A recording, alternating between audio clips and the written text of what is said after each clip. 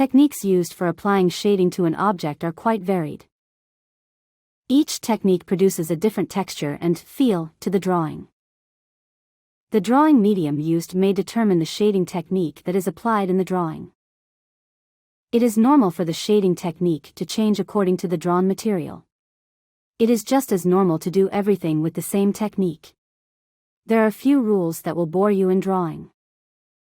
There are two rules, namely the drawing surface. Generally speaking, everything can be a canvas, the material we will draw on, and being open to broadening your horizons. Since we have touched on the basic subject, you will see examples with a pen for now. I don't want to limit your horizons by dictating shading techniques. I will present different techniques in shading. We'll start with the lines we made in the first lesson, the linear technique. Your basic knowledge and compound is the line. It is a connection between 2 points. The line is what will be included in our first lesson and our last lesson. Don't get too confused. This topic will be covered in every lesson. Let's focus on our shading technique.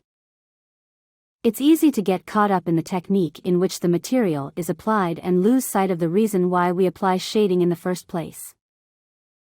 Light is how we see, after all, and shading informs us of the light within a scene.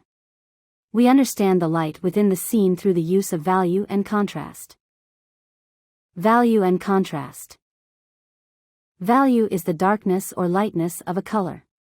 Light values are called tints, and dark values are called shades.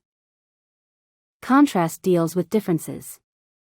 Contrast is produced when any difference between elements such as texture, color, size, or value occurs. It can be subtle or extreme. When it comes to shading, we are mostly concerned with the contrast that is produced from changes in value. When light hits the subject, it produces a range of contrasting values. The intensity of the light determines the contrast of values. Generally, the stronger the light, the higher the contrast. Our lines may not be regular, they may have been crooked. You may not have achieved the desired effect. Don't think about it, we're just getting started.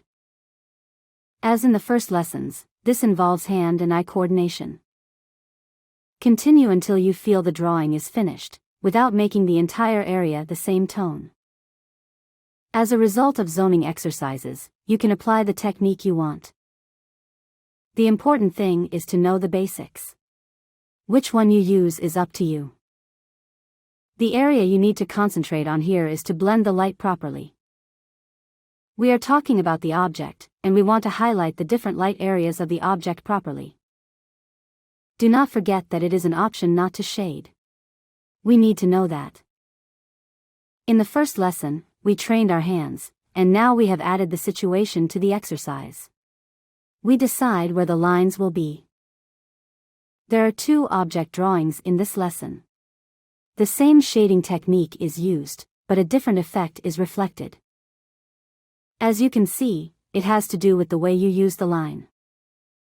The most important thing we need to know and apply is how we draw the line and the pressure we put on the pen.